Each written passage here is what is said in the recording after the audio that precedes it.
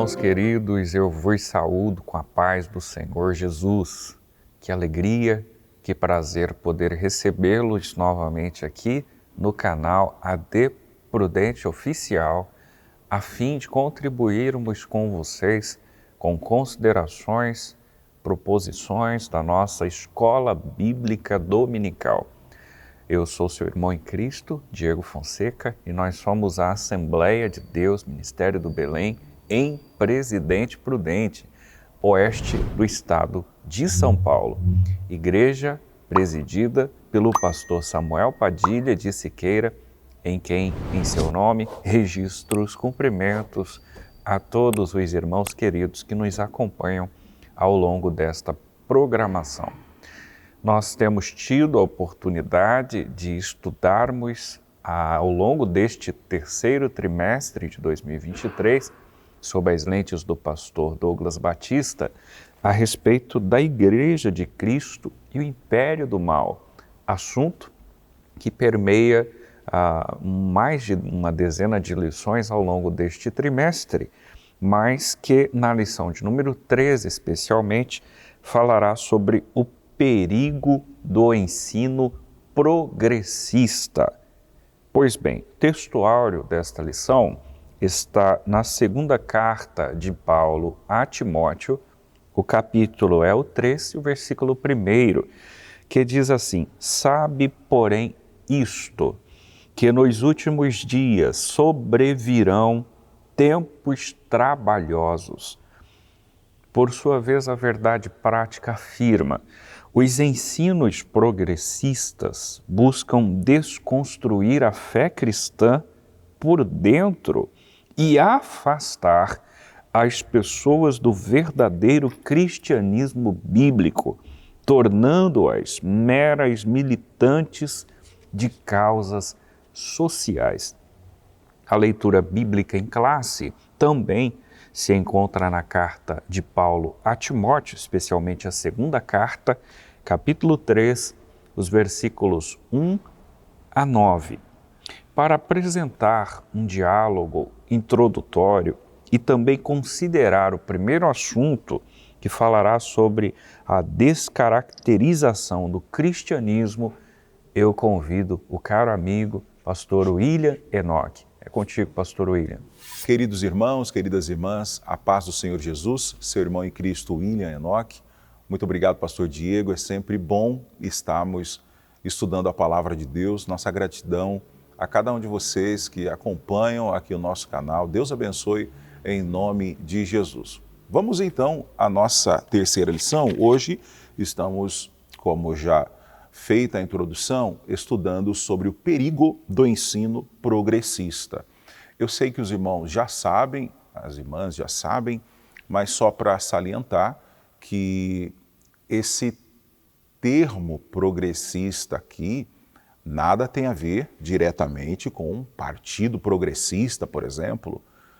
Apesar de vários partidos políticos terem pautas progressistas, a aula de hoje é no âmbito religioso. Vamos estudar do que se trata esse progressismo e entender o quanto isso pode e prejudica principalmente esse equilíbrio, prejudica toda vez que uma pessoa ela acaba acreditando nessas pautas, nessas ideologias, e vamos aprender a entender especificamente qual é o mal que isso causa para a fé cristã.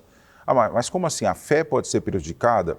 Eu digo no sentido das pessoas que ainda não possuem uma fé bíblica, cristocêntrica, e permitem serem abaladas por esses ventos, por essas informações que são muito nocivas e prejudiciais. Até porque no progressismo, que nós vamos estudar melhor ao longo da lição, a ideia é desconstruir a Bíblia. A ideia é, a partir de um ensino filosófico, social, de um contexto econômico, baseado na ideia de que progresso é algo de fundamental importância que, de alguma maneira, vai aprimorar o ser humano. É mais ou menos assim que pensam os progressistas, e para você ter a convicção do que se trata, é a ideia de um progresso sem Deus, é atribuir ao homem o resultado de todas as suas conquistas. Então, no âmbito religioso, toda vez que tem-se a ideia da exclusão de Deus, você já percebe aí um sério risco. Então, vamos lá. O primeiro tópico, a descaracterização do cristianismo. Então, a introdução da lição, nós vamos aprender que se a ideia progressista é enfraquecer a autoridade da Bíblia, dizer que a Bíblia contém a palavra de Deus ou que a Bíblia contém erros, dizer que aquilo que é sobrenatural é um mito, é apenas uma invenção, né? Relativizar os valores morais, né? Dizer que o pecado não é tão complicado assim, tratam a ideia de ressignificar a fé cristã, como nós estamos vendo nos últimos dias, né? Jesus está voltando, os tempos são trabalhosos, como já foi lido aqui. Então, nós vamos observar que são conceitos heréticos, são heresias, através dos meios espirituais, e nós, enquanto igreja, precisamos ter preparo para resistir esses efeitos que são muito maléficos. Como que inicia, então, a descaracterização do cristianismo? Primeiro, pela deterioração moral. Então, no texto bíblico, a expressão nos últimos dias é uma relação à volta de Cristo. Então, veja, assim, a igreja do Senhor, ela está todo dia, nós estamos sendo preparados, nós todos os dias estamos aguardando a vinda de Jesus. Então, para esse tempo, a Bíblia relata Paulo ensinando a Timóteo que seria tempo extremamente difícil, né? Extremamente difícil, até porque há um descrédito por diferentes razões. As pessoas não querem ouvir o Evangelho, as pessoas relativizam o Evangelho, as pessoas menosprezam a Cristo. E Paulo alerta que o comportamento do homem está associado diretamente à impiedade. É caracterizada pela profunda degradação moral. Então perceba que hoje as pessoas não têm mais respeito à questão do caráter, ética, moral. Tudo isso é tratado de uma forma muito relativa. Aí, Paulo oferece uma lista, de uma descrição, de uma escala de pecados em meio à sociedade. E dentre esses aspectos está o enfraquecimento da doutrina bíblica. Perceba que a doutrina bíblica aqui, de novo, nada tem a ver, e é bom que fique claro, exatamente com costumes, não com costumes, não com aquilo, o tipo de veste que eu tenho que usar, não diretamente a isso. A doutrina aqui é sobre uma formação cristã bíblica, uma formação cristã consciente, pautada na Bíblia, nos princípios bíblicos. Quando se falta a doutrina bíblica, damos espaço, acabamos dando vazão ao relativismo. Não tem nada a ver, não tem importância, né? Não tem importância nenhuma, é permitido. E aí acaba gerando um outro problema, que é a não aceitação da moral absoluta. E eles também, os progressistas, instigam a má conduta da humanidade. Basta perceber como que funciona hoje, por exemplo, na sociedade, o dilema para quem é da área da segurança pública, por exemplo. Os irmãos, quem acompanha, percebe. O criminoso, ele é detido pela autoridade policial, mas ele tem uma audiência de custódia. E há muita indignação, porque em vários casos, na audiência de custódia, esse criminoso é liberado. Então, eu não sou jurista, mas só para você perceber essa inversão moral, né? Eu não estou dizendo que ele não tem direito, ok? Eu não estou dizendo não estou afirmando aqui que a pessoa não deva ter direito à defesa, né? Nada disso, ela deve ter esses acessos. Mas estou exatamente chamando a atenção dos irmãos para perceber como que, de outro lado, isso acaba incentivando. Nós temos uma ideia, por exemplo, hoje no nosso país principalmente, da impunidade. Então essa coisa da moral vem sendo relativizada, os irmãos sabem disso. Bom, o atual e alarmante crescimento do pecado é uma indicação de que já vivemos esses últimos dias. Não obstante, apesar das investidas heréticas, a Bíblia nos adverte a viver em santidade em qualquer época da jornada cristã. Então, nunca a igreja ela trilhou apenas em um caminho de mar de rosas. Não. A igreja sempre caminhou vivendo uma dificuldade, vivendo em dias difíceis. Mas qual é o nosso papel? É estarmos muito atentos para combater tudo isso. O segundo item é sobre a erosão da ortodoxia. Então, a ortodoxia é aquele ensino genuíno, aquela fé prática. Já o ensino progressista representa um ataque teológico a essa ortodoxia, essa verdade bíblica. As teses reduzem o texto bíblico a um mero registro de experiências religiosas.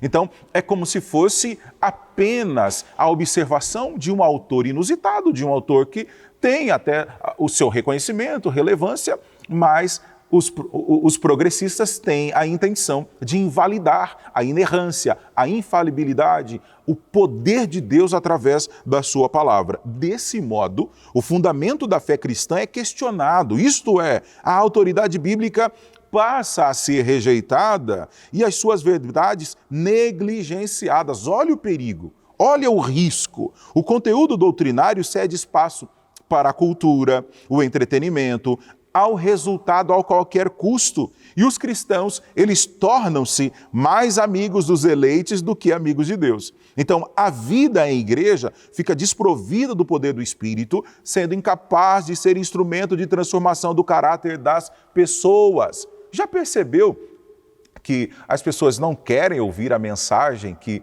ela é rotulada por muitas pessoas como uma mensagem pesada? Aquela mensagem que exige de nós postura, compromisso, santidade, verdade, dizer não ao pecado, se submeter e sujeitar a Cristo. A maioria das pessoas não querem esse tipo de mensagem. Então, nós temos uma responsabilidade imensa. Não podemos negociar a verdade de que a Bíblia é a única revelação escrita de Deus dada pelo Espírito Santo e é capaz de constranger a consciência dos pecadores. Vale dizer que o Evangelho de Cristo, ele não rejeita o pecador. Não. O Evangelho de Cristo rejeita o pecado. Cristo abomina o pecado, mas ele ama o pecador. Então, tudo que nós estamos estudando aqui é para entender que nós, enquanto igreja, temos a função de continuar pregando, levando a mensagem da palavra de Deus e orando, e crendo que Ele tem poder para transformar essas mentes, mesmo as mentes pautadas pela ideia progressista, que é a ideia do progresso sem Deus. Por último, a corrupção da fé. Aqui tem sido muito evidente como que o adversário das nossas almas, e não se assuste, é realmente um artifício, uma artimanha maligna para corromper a fé. Com o caráter humano maculado e a corrosão da ortodoxia, promovidos pelo progressismo no ensino, o cristianismo e a fé bíblica são descaracterizados. Perceba que não se tem mais respeito, zombam a todo e qualquer custo daquilo que é sagrado. Não por acaso, Paulo acrescenta as práticas dos falsos cristãos, a repulsiva conduta da luxúria e de várias concupiscências. Os hereges cativam as pessoas por meio da sedução e do engano. É assim que eles conseguem. Escravos que são das paixões, eles acreditam que os prazeres do corpo não podem contaminar a alma. É a ideia de que se você estiver feliz, se você estiver se satisfazendo, se você estiver buscando a sua autorrealização, não importa princípios, não importa preceitos, e é totalmente um equívoco, porque isso pode ser muito nocivo a uma conduta de fé que agrada ao Senhor Jesus. Então essas pessoas são escravos. Os pecados morais, a libertinagem, o abuso do corpo, já percebeu que tudo isso vem sendo tolerado atualmente? Então a prostituição, a ideologia de gênero, uso de drogas, estão relativizando as drogas? Há quanto tempo? né? Ah, é somente o uso recreativo das drogas ou do álcool. Já você conhece alguém que faz alguma coisa bem feita sobre efeito de álcool? Não vou nem comentar das drogas aqui, mas de álcool? Não, geralmente não. Então, tudo isso é relativizado, é tido como normal. Aborto, relativismo moral, né? A própria ideologia de gênero. Então, a rebeldia e a ausência da genuína conversão os impedem de alcançar o conhecimento da verdade. E, por fim, o engano desses mestres e seus seguidores será objeto do juízo divino. Nós tivemos uma fala muito especial na nossa escola bíblica de jovens e foi muito marcante, porque principalmente para a juventude, às vezes, geram dúvidas, mas como? Se essa pessoa se apresenta como um líder religioso, como uma autoridade eclesiástica e pode estar pregando, sendo instrumento de uma pauta progressista? Sim. E aí o pregador, o pastor Gutierrez, ele citou o texto, aquele texto: mas Senhor, em seu nome expulsamos demônios, em seu nome profetizamos. E lá no texto, Jesus diz assim: ok, tá, estou aqui conjecturando, tudo bem, realmente vocês fizeram isso, mas tem uma coisa: não vos conheço. Então, ser conhecido de Deus é desenvolver, como disse aqui o ensinador, essa prática relacional. Relacionar-se com Cristo, porque Ele nos quer por completo, por inteiro. Então, a corrupção da fé vem para destruir esse relacionamento, essa dependência, essa comunhão, essa unidade com Cristo. Então, a deterioração moral, a erosão da ortodoxia, a corrupção da fé são elementos que descaracterizam o cristianismo bíblico, e essa é uma das facetas, das estratégias da pauta progressista. Que Deus nos guarde. Pois bem, queridos, estamos de volta para tecer considerações, em especial do tópico de número 2, que fala exatamente sobre teorias progressistas. É muito importante ter a sua atenção e participação conosco aqui, nos ajudando nas compreensões, apontamentos destacados por hora pelo pastor Douglas Batista. Vejamos que o pastor Douglas inicia citando a desconstrução da Bíblia. Eu começo assegurando aos senhores que a Bíblia é a palavra de Deus. Nós temos referenciais teóricos dentro dela que comprovam esta verdade. Salmo 119, verso de número 105, diz que ela é lâmpada para os nossos pés. Salmo 19 assegura que a lei do Senhor é perfeita. Hebreus 4:12 diz que ela é viva e eficaz. Enfim, Jeremias dissera que ela é como um martelo que esmiuça a penha. Nós temos vários fundamentos teóricos que comprovam e legitimam a credibilidade bíblica. Sobretudo, para além dos textos bíblicos, nós temos um escrito, nós temos um compêndio de 66 livros inspirados a caráter milenar que perpassara etnias, gerações, que traz em si, dentro de uma timeline, reflexões ao longo da história. Contudo, nós temos tido, a partir do século XVI para cá, um pouco acima da Reforma Protestante, movimentos aqui e ali que foram pontuais e que começaram a refletir e dar à Bíblia algumas dúvidas, colocá-la em xeque, dissolver os seus princípios, desconstruir os seus valores. É esse o assunto que está sendo apresentado no item de número 1. Notem que dentro de princípios racionalistas do século XVI, dentro de princípios iluministas que perduraram desde a Revolução Inglesa do século XVII até a Revolução Francesa do século XVIII, o cientificismo, o romantismo, enfim, todos estes ismos, quando unificados, exploram determinados autores dentro do argumento filosófico que têm, em dados momentos, por primazia, a desconstrução de elementos basilares do cristianismo. O dissolvimento de princípios bíblicos, a devassidão da cultura judaico-cristã. De modo que, se em dados momentos o que fora evidente era uma proposta, digamos que teocêntrica, onde Deus estivera no centro, muito embora ao longo da Idade Média isso se perdera e se deturpara, nesses períodos que me referi, desde o racionalismo, o próprio iluminismo e as suas ou seus fragmentos, o que se vê em pauta, em questão, em xeque, é o antropocentrismo, isto é, o homem está no centro de todas as coisas e não Deus. O ateísmo toma muito mais vulto com essas teorias. Na verdade, existem princípios, ora agora, estabelecidos, onde não se existe mais a necessidade de se conhecer a Bíblia Sagrada, o caminho da religião, para algum tipo de transformação.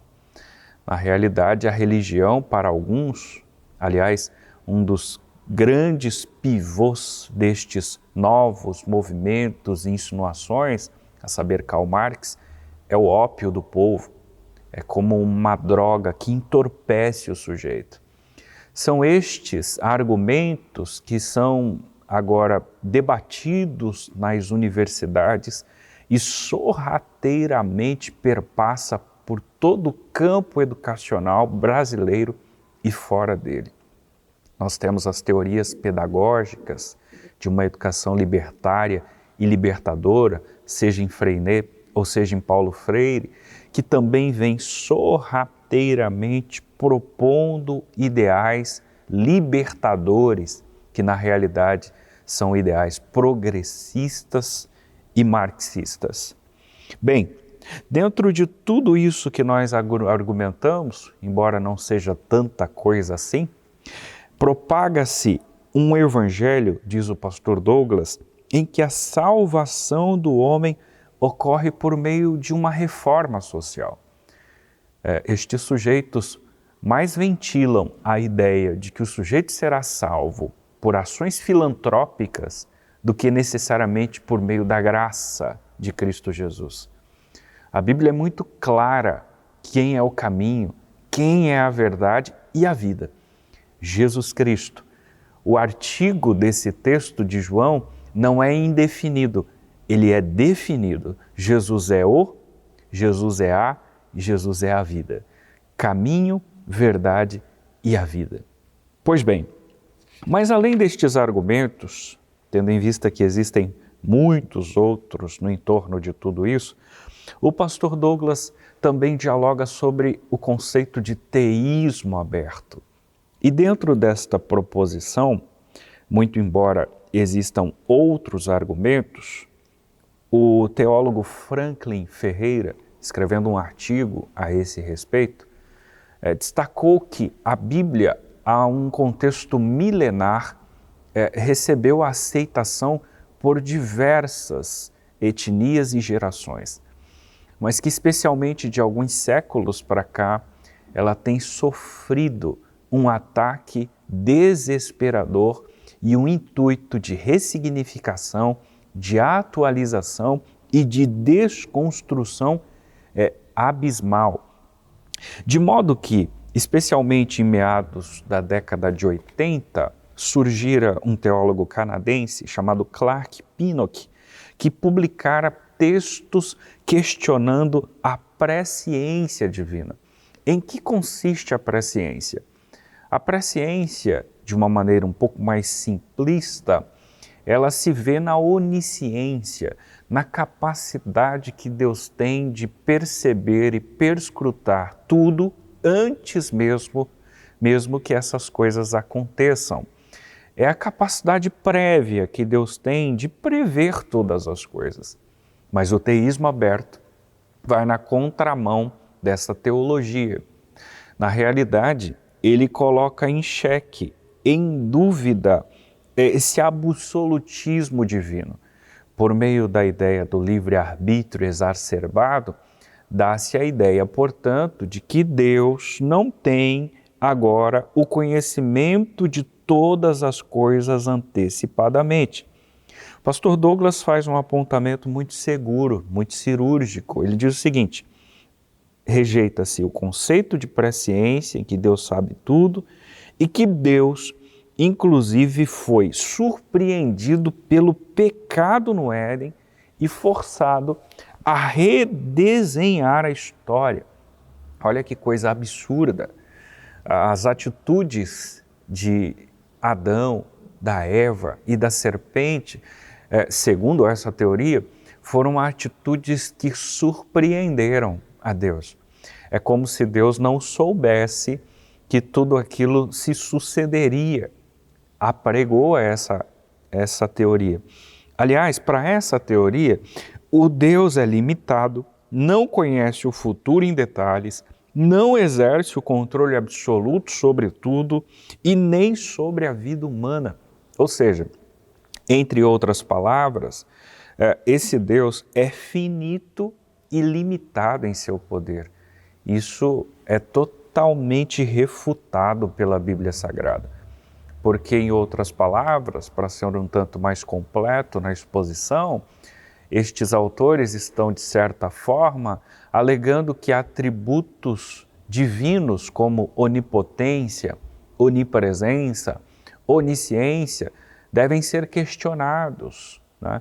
É como se Deus não soubesse o que vai acontecer amanhã, e o amanhã não literalmente no dia 15, 16, 17, não sei o dia que você assiste esse vídeo do mês de julho, mas o amanhã no sentido do futuro, como se Deus não estivesse completamente seguro das ações. Irmãos queridos, nada, absolutamente nada é capaz de pegar Deus de surpresa. Até mesmo as situações edênicas, aquelas que foram rudimentares, muito embora num princípio remoto, já eram sabidas por Deus. Aliás, o plano de redenção não é um plano B, porque Deus não trabalha com plano B. O plano do resgate, do perdido, do pecado que mancha, que distancia o sujeito, que dá a ele a condição da morte, tudo isso já eram situações previstas por Deus. O plano redentor foi estabelecido desde a fundação do mundo. Deus já sabia que a sua criatura, infelizmente, erraria.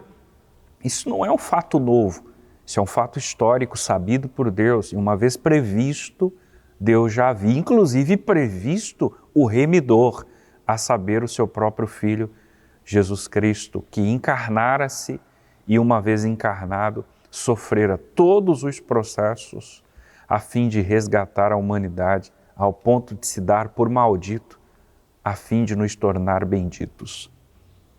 Para além desses argumentos, muito embora muitos outros relacionados a estes deveriam ser também explorados, para ser mais sucinto, como uma espécie de extrato de toda a exposição que seria necessária, nós temos a concepção da teologia da demitologização, né? E nessa altura, o pastor Douglas, ele destaca a figura de Rodolphe Bultmann.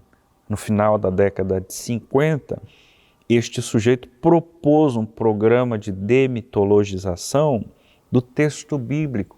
Isso é, ele começou a dissolver e a tornar determinados textos, ora, lidos, cridos, estabelecidos, né, internalizados, incorporados por aqueles e por essa igreja de então, como fatores mitológicos.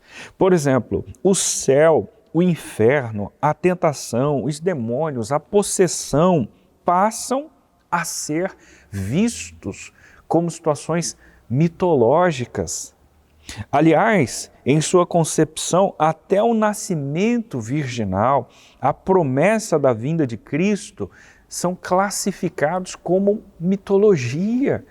Isso é um absurdo, isso é uma ofensa à fé cristã. E, infelizmente, irmãos, existem núcleos teológicos, universidades teológicas, por influência da ciência da religião, que recomendam, que propõem que o sujeito tenha como fundamento teórico a figura de Rudolf Bultmann, que se estabeleça na sua literatura e que a partir dela retire e extraia suas concepções. Nós devemos tomar muito cuidado, redobrar a nossa atenção, porque nem todos os assuntos, nem todos os livros, nem todos os materiais didáticos, nem todo o arcabouço teórico lido como teológico é bem-vindo, é salutar, é saudável, é construtivo. Alguns se dão ao luxo de mais criar problemas, mais levantar questões onde a situação está absolutamente definida. Portanto, irmãos, o nosso posicionamento deve ser um posicionamento seguro de que a palavra de Deus, agora fazendo um ajuntamento de todas essas três proposições progressistas, ela é invariável. A palavra de Deus é inviolável. A palavra de Deus é infalível, é inerrante. Ela não contém erros. A Bíblia Sagrada não precisa ser reinterpretada, nem mesmo ressignificada. Ela é mais atual do que o jornal de amanhã. Tudo aquilo que ela estabelece como princípio é princípio. Tudo aquilo que ela estabelece como doutrina é doutrina. Todos os argumentos que são atemporais, são atemporais. Eles não podem ser flexibilizados. Eles não podem ser usurpados, caídos em desuso, de maneira alguma. Seja qual for o território, seja qual for o costume, a cultura que eu e você estejamos inseridos, a palavra de Deus no quesito doutrinário é a mesma. O que se muda são costumes, porque costumes são variáveis. Isso é razoável. Os senhores têm ciência disso, mas a doutrina veementemente bíblica é invariável. O que se fora pecado no conceito retrógrado, rudimentar, agora, por ora, ainda que dentro de uma corrente teológica entendido como período da graça, continua sendo pecado. Não houve uma flexibilização nesse sentido. Jesus veio para cumprir a lei, isso é, para dar o seu aparato final, o seu complemento final, não para ressignificá-la, não para dissolvê-la. Se lá o sujeito a adulterava quando visto na prática, agora o Senhor Jesus, que o olhar e desejar, já se comete um adultério. Não houve flexibilidade nesse sentido. Né? Então a gente precisa, irmãos, tomar muito cuidado para que essas teorias progressistas não nos influenciem, não influencie a teologia sadia, os nossos púlpitos, as nossas crianças, a nossa juventude, enfim, que sejamos tomados de um advertimento, que sejamos tomados por meio desse ensino, de um despertamento, a fim de que estejamos aptos e prontos para o enfrentamento ante a esse ensino que sorrateiramente tem invadido os espaços educacionais e religiosos. Muito bem, queridos irmãos, vamos ao terceiro tópico, refutando o ensino progressista. E refutar aqui é confrontar. Refutar aqui é ter argumentos suficientes para, de fato, nos posicionar de forma contrária a tudo aquilo que não corresponde à verdade bíblica. Perceba que hoje nós temos inúmeros recursos, nós temos bíblias de estudos, livros evangélicos das mais variadas opções, temos auxílios, temos uma riqueza, principalmente de acesso para conhecimento da palavra de Deus, e mesmo assim percebe-se uma geração analfabeta, biblicamente falando. As pessoas não querem buscar a compreensão, o ensino da palavra de Deus. É exatamente por isso que muitas pessoas acabam acreditando em tudo aquilo que ouvem, porque ela não tem uma formação saudável. E eu não estou dizendo que você é obrigado a ter um diploma, isso é maravilhoso, é bom que você busque, mas estou dizendo da meditação, da leitura, do alimento da palavra de Deus. Então, quando eu leio a Bíblia, eu me alimento da palavra de Deus, a palavra de Deus é a revelação ao nosso coração e contém a autoridade na palavra de Deus. Em refutação ao ensino progressista, deve-se afirmar, reafirmar que a doutrina da inspiração divina, verbal, plenária, é de que a palavra de Deus é inerrante, é infalível e validar. Lembra da reforma? Né? Validar o princípio da sola escritura. Né? Lá na reforma protestante, que estabelece a Bíblia como única regra infalível e de autoridade final de fé e de prática. É a Bíblia. Passarão os céus e a terra, mas as minhas palavras, diz o Senhor, não hão de passar. A palavra de Deus permanece. E nessa direção, Martinho Lutero advertia sobre a necessidade de distinguir entre o que foi entregue por Deus, dos textos sagrados, e o que foi inventado pelos homens no contexto daquela pesada tradição romana na Idade Média.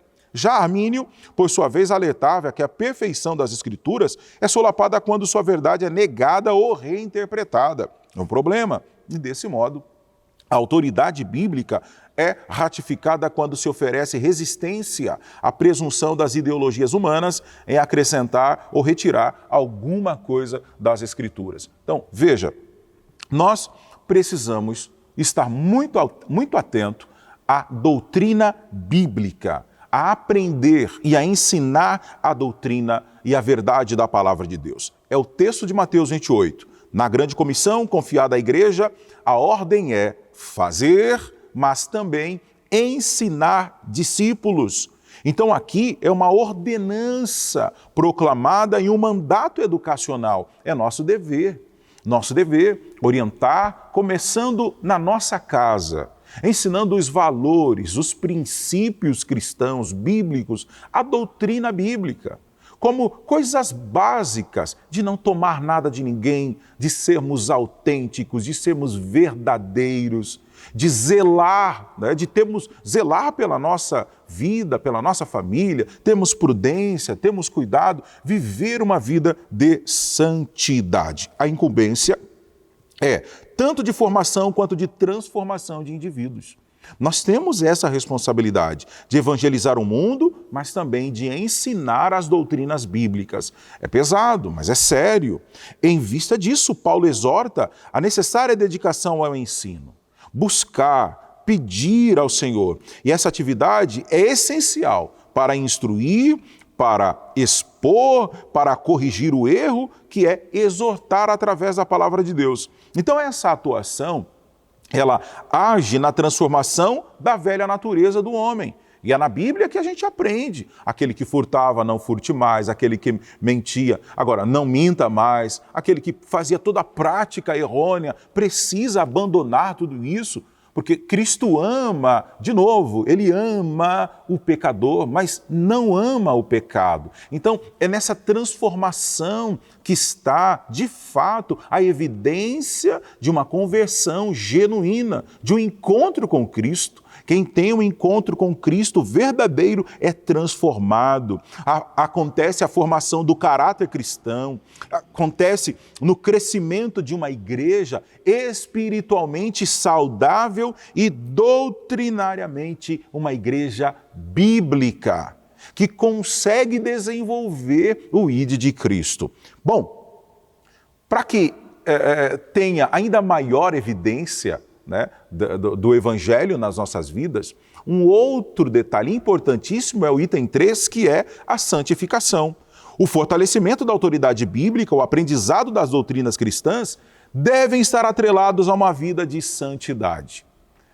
E a santificação aqui é viver separado, é abandonar a prática do mundo. Então aqui, santificar significa purificar, consagrar, separar. Então o adjetivo santo é a tradução de hagios. Desse modo, a santificação é a operação do Espírito Santo em manter o crente separado do pecado e consagrado a Deus. Como conquistar essa virtude? Sendo ensinado pela palavra de Deus.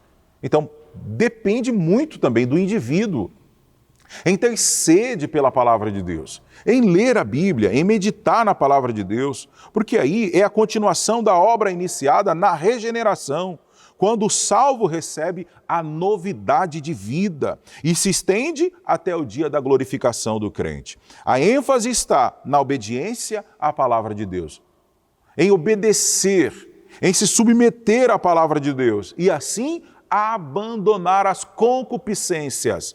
Concupiscência que é o apetite desordenado, os prazeres da carne. E aí, fazendo assim, teremos uma vida de retidão moral em toda a maneira de viver. Então precisamos confrontar, refutar com o ensino da palavra de Deus. E é lendo a Bíblia que eu aprendo a orar, a clamar, a interceder, a buscar os dons espirituais, a desenvolver e buscar e pedir a ajuda do Espírito Santo para ter na nossa vida os frutos do Espírito e assim Deus se agradará de nós. Que Deus te abençoe em nome de Jesus. Pois bem, amados, nós atingimos a conclusão da lição de hoje com a graça de Deus, com o auxílio do Espírito Santo, com a sua interação e participação. Hoje falamos sobre um assunto bastante sério, muito necessário para os últimos dias, que é a respeito dessa pauta progressista. O pastor Douglas entende, conforme adverte as Escrituras, que nestes últimos dias nós teríamos uma descaracterização da fé. Na verdade, o progresso é um regresso. As linhas progressistas, elas muito mais nos levam a um regresso do que necessariamente a um progresso moral. Nas entrelinhas, é muito fácil perceber a consideração do pastor Douglas, que entende que a postura da igreja ela deve ser de resistência à iniquidade. Aliás, a própria Bíblia dialogar a esse respeito, quando Tiago escrever o capítulo 4 da sua carta. Sujeitai a Deus, resisti ao diabo. Nós temos dois papéis imprescindíveis enquanto noivo do Cordeiro: a sujeição e a resistência. Se exercermos estes papéis, muito possivelmente seremos relevantes no exercício do nosso cristianismo. Que Deus nos guarde, irmãos. Que Deus, por sua infinita misericórdia, nos dê habilidades, sabedoria, graça para conseguirmos entrar e sair, nos posicionarmos, a fim de que o nome de Cristo seja, sobretudo, exaltado e glorificado. Eu quero convidá-los para fazermos uma oração neste instante e nesta oração façamos um pedido a Deus de cobertura espiritual, de proteção espiritual e ao mesmo tempo uma reflexão de como tem sido o nosso cristianismo. Que não venhamos ser influenciados por essas teorias externas, mas que sejamos apologetas, defensores da causa de Cristo, seja qual for o custo para isso. Querido Deus, muitíssimo obrigado por esta manhã, por essa tarde ou noite, conforme esse querido irmão nos assiste. Nós lhe agradecemos pelo dia, pelo dom da vida, lhe agradecemos pela oportunidade de compartilhar a Tua palavra por intermédio da Escola Bíblica Dominical. Nesta feita, estudamos sobre os princípios progressistas, essa pauta que é antibíblica, que é anticristã e que tem tomado vulto nos últimos anos em nossa sociedade, em nossa humanidade. Que o Senhor Deus nos dê a armadura e dentro dela as armas necessárias para conseguirmos, meu Deus, desbaratinar toda e qualquer artimanha do mal. Esse ensino sorrateiro que tem atingido os colégios, a educação básica no Brasil, que tem influenciado as nossas crianças, os nossos jovens, que tem invadido as universidades. Ó Pai, nos dê, Senhor, a capacidade, nos dê, meu Deus, a sabedoria e principalmente a graça para chegarmos a estes lugares e sermos relevantes enquanto cristãos. Não sermos, meu Deus, influenciados, mas influenciadores, a fim de que o Teu nome, em quaisquer destes espaços, seja para sempre glorificado. Esse é o desejo do meu coração e a minha oração a Ti, em nome de Jesus. Amém e amém. Que o Senhor te abençoe. Eu lhe vejo no próximo programa, querendo Deus.